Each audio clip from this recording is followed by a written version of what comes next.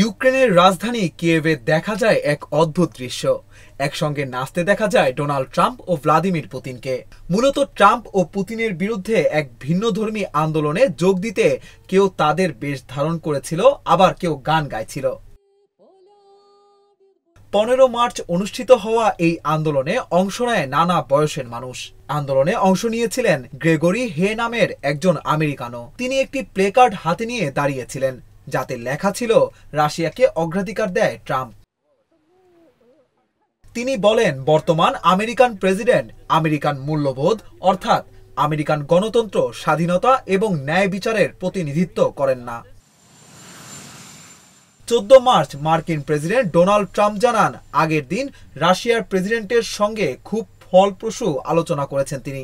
এছাড়া Ukraine Russia যুদ্ধ দ্রুতই বন্ধ হবে বলেও আশাবাদ ব্যক্ত করেন মার্কিন প্রেসিডেন্ট।